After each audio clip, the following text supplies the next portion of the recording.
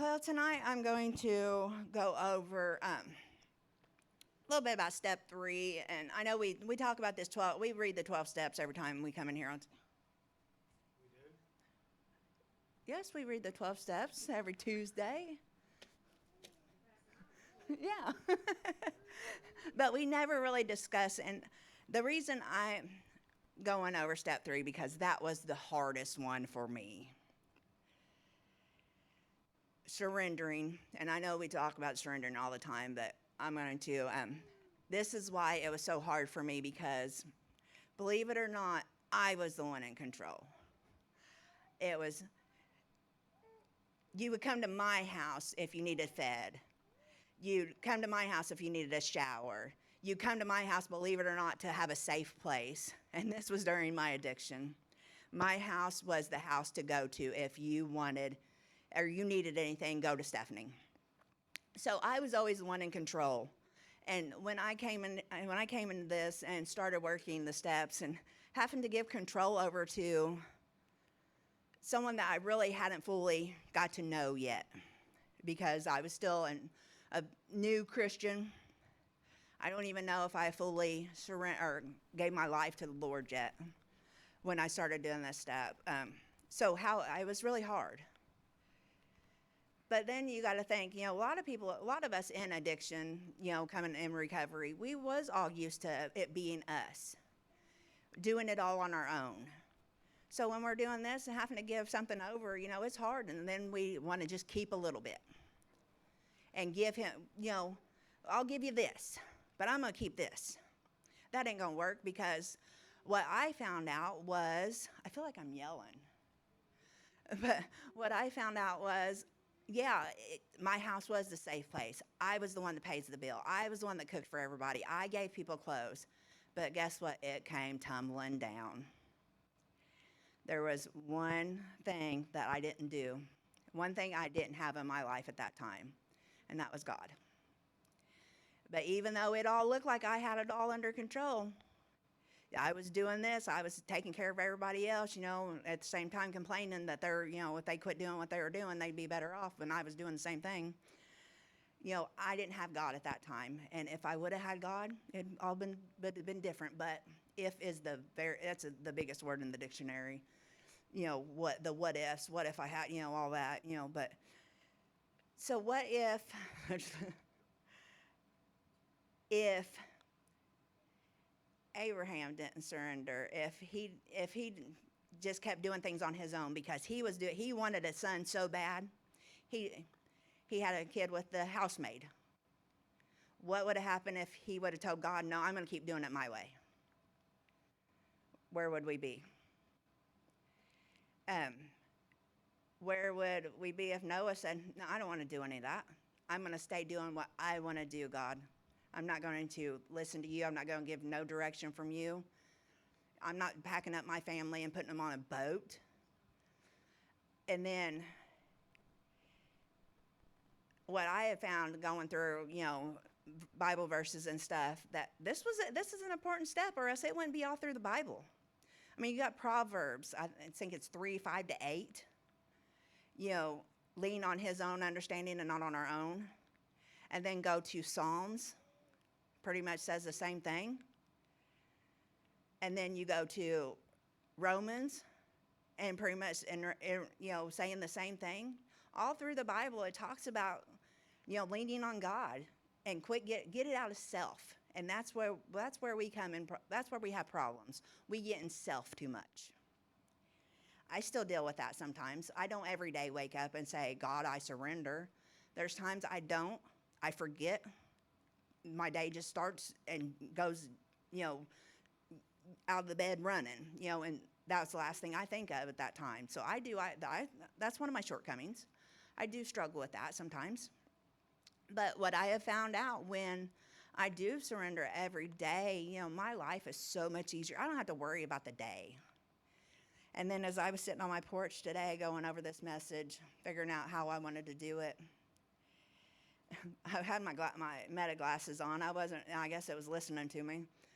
Imagine that. But I said something, and it must have thought I was talking to it, and it said something about my couch, my cat laying on the porch with the sun beating down on it.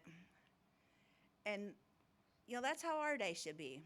Just resting on God's word, just being in his presence. And when we surrender, I feel that I hear him more, because I'm not worrying about what I'm doing for the day. I'm taking he's taking the reins because I don't want it no more. And I have to, that's humiliating. I guess I humble myself and saying I can't do it no more. I can't do it by myself. There's one big one that if this person didn't surrender, where would we be if Jesus didn't surrender on the cross? Our surrendering daily is nothing like his surrendering. But what would happen if Jesus didn't surrender on that cross? We wouldn't have forgiveness. We wouldn't have had the resurrection. We wouldn't have a way to God. But because Jesus surrendered, telling God, your will be done. And for that, our surrendering in the morning times isn't for nothing. We have forgiveness. We have, someone we can go to. We have a way to God because of what Jesus did for us. So if anybody ever thinks surrendering is hard, just think it was even harder for Jesus to what he endured. And that was all for us. And when we're able to do this, it's so much easier because now here's what happens since I have been surrendering. I know the word now. I know I'm able to, God's able to use me. I got out of the sober living. I've been in my own place because I let God take the reign in my life now. I've got my family back. And when I'm struggling with anything, I know I can just restart my day. Anytime when it could be 9 o'clock at night, I can restart my day just like that. Because all I have to do is surrender again. It's not always as hard as everybody. It's not as hard as I thought it was. Why I thought it was so hard, but like I said, I've always been the one in control. Even in, anytime, I've always been the one people went to. But it's so much better because if somebody comes to me, I can send them somewhere else. Because when you start surrendering and listening, God's going to put somebody in your way, or not in your way, but, going to put somebody there for you. When you start backsliding, you start, not, following God, not listening to what he wants you to do. He puts somebody in your path so they can check you, say, let's come back this way a little more. They're not going to, but when you're asking God for things and you're not wanting to surrender anything over to him, why do you think God should give you something? If you're not willing to let God take over for you, and that's almost like asking God to do something, and like this podium, if this is me, this is God, God's trying to, he's not going to be able to get past this podium because I'm in his way. But, once we move out of his way, life is so much better. You don't have to struggle. And I'm not saying you're not going to have your trials, whatever. But where you can turn now. When you've got God and you can surrender to him every day, he's going to tell you what to do. He's going to tell you, like this message, it wasn't mine. I was doing my praying one day and he told me to get out of self because apparently I was in self because it hit me hard. And so I just hope everybody can, not struggle like I did when I first, come into this. And like, I think we all got some time under our belts, but, I don't know about there on the tube and tube land. So, it's just something that if it wouldn't be that important if it wasn't in the Bible so much, because I don't do nothing unless the Word says it now. I mean, I am so grateful for everything that God does for me. And it's just, He's just, all the glory goes to Him. I do the footwork, but He guides my steps because I am willing to surrender. And I was ending, oh my gravy. I went over this like 100 times at the house. So, but that's what I wanted to say. But look, just think about where we would be that if Jesus didn't surrender, if He did not do what He did on that cross that day, where would we be today? We'd be bitter. Would we even be here today? If Jesus did not do that, would we even be sitting here and, getting to know, fellowshipping together? Would we even have to worry about if there's a God or not? Because we wouldn't have no way to heaven. Because the only way to heaven was through Jesus. If He would have said, nah, Dad, I don't want to do this. I'm not, no. But He did it for us. Because that's the kind of guy He is. Because He was being obedient to His Father. And, He pretty much sacrificed everything for us. And just remember that when we surrender, oh, Lord, I can't make this payment. I can't do this. I'm give it to you, God. You help me fix this. That little bitty house payment, that little bitty car payment, that whatever, them groceries, nothing compared to what Jesus did for us. So just remember, every time you go to surrender, just remember He did more for us than what we're doing for God. That's it. Oh, my gravy. They will get longer, I promise. Thanks, Stephanie. Anybody else have anything to say? Yeah. Oh, okay. Where'd you come from? So she's talked. I had a couple different things that popped in my head. So she said, "What if Jesus didn't?" And if I remember right, there was a moment where He didn't. He didn't want to do it. I don't remember exactly where it is or exactly how it was worded, but it was somewhere, I think, in His prayer when He went off to pray before He was arrested. He said, if there's another way, it's like, Dad, don't make me do this. But as He was saying that, He said, your will, not mine. So He surrendered to the Father, your will, not mine. I think He didn't want to do it. You know what I mean? And I think that's a lot of us when God calls us to do things, we don't always want to do it. I never wanted to be a person that stands in front of people. I never wanted to be a person that has a job where I talk to people. I never wanted to be a person that tries to write books, you know what I mean? But it's what He's telling me to do. And when I read the Word, she's right. The what if this person said, nah, I'm not doing that. What if? Well, I can tell you the what if. They would eventually done it, because I can recall one person, at least one in the Bible, where God's telling them to do something and they didn't do it. And they ended up in the belly of a big fish. We say whale because we know that's the biggest. It says fish. It might be a whale, might be a catfish. I don't know what it was, but it was a big fish.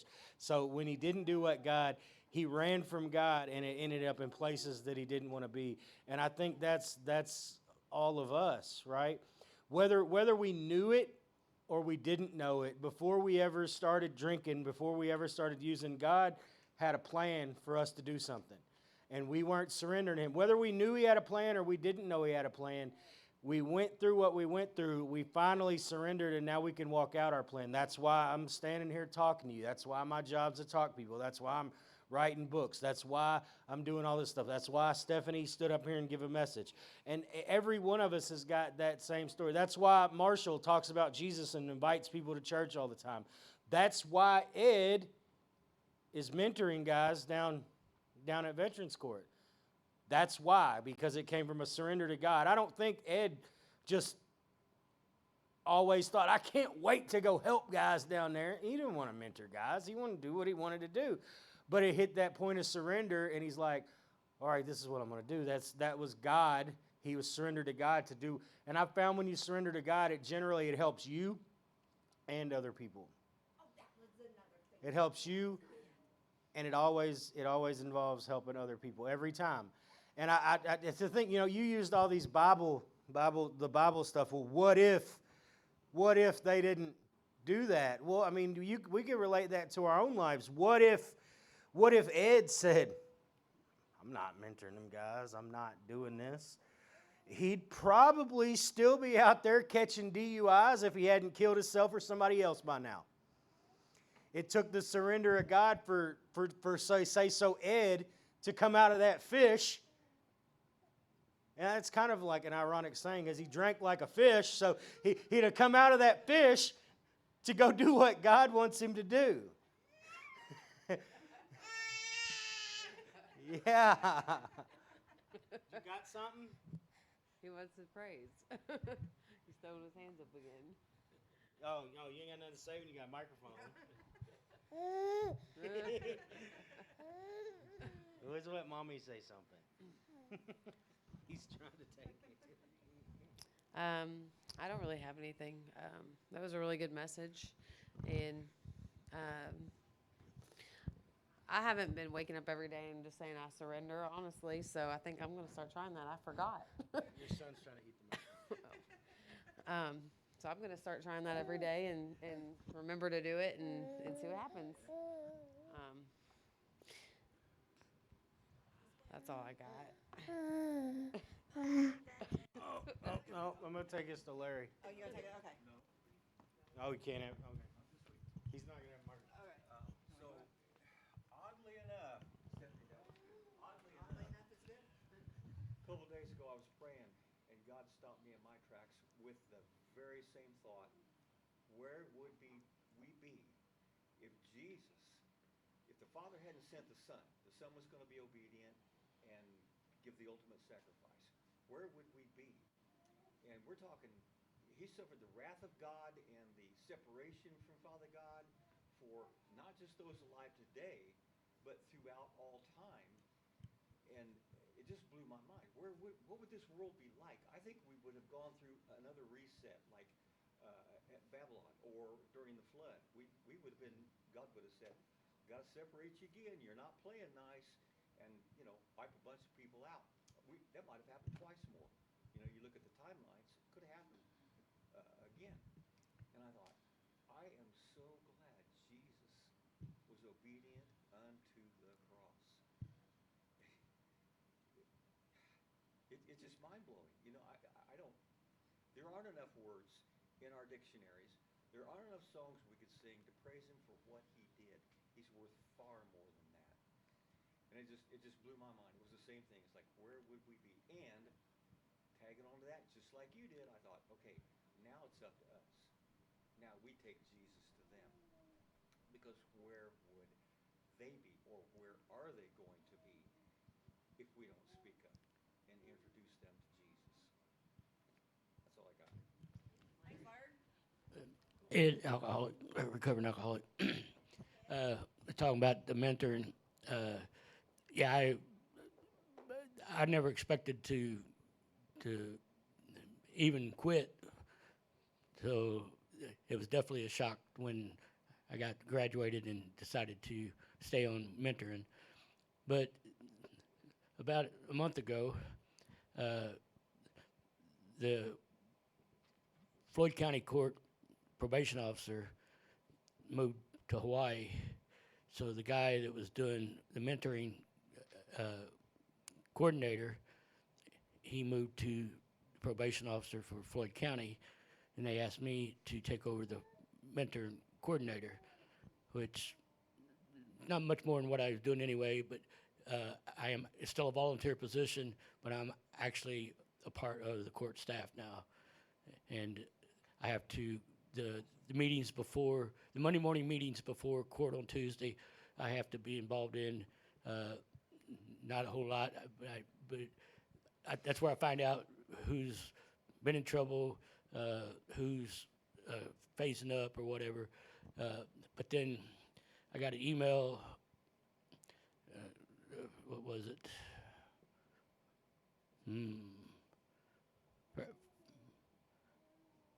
Friday, I guess it was.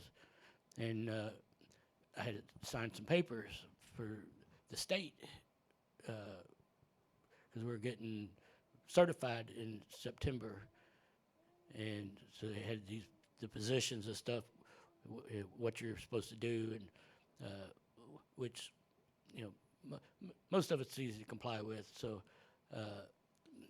but I had no really formal training. It was basically throw it in and do it. So, but so I went down and signed it, and she told me that everybody has to get interviewed by the certifying group or whatever in September, which I don't know what that entails too.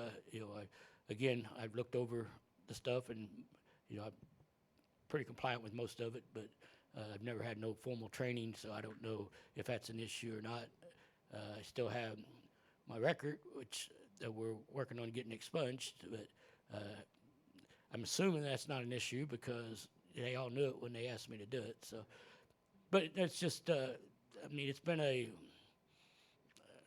I guess, a blessing in one way, and then plus I'm involved with we call it Sitka, Southern Indiana Treatment Court alumni, and we just got some shirts made that I'll have for our next meeting, which is also another step forward. So everything's really going good. I hadn't really said much lately, and it's just everything is. I'm in a good place. That's all I got. So.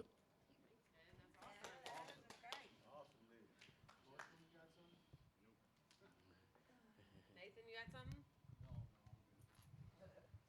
Are we done? AJ, you done? Okay. Finish it off. No, the one thing when AJ started talking, the one thing I was going to say was when we can surrender and give everything to God, we have more time to serve people and know people's needs, because Jesus didn't come on this earth to be a servant, or he didn't come to be served. He came here to be a servant. So we have to do everything as Jesus did. But if nobody else has anything, y'all want to circle, or nobody's getting no. If y'all want to circle up, and why do we do circles?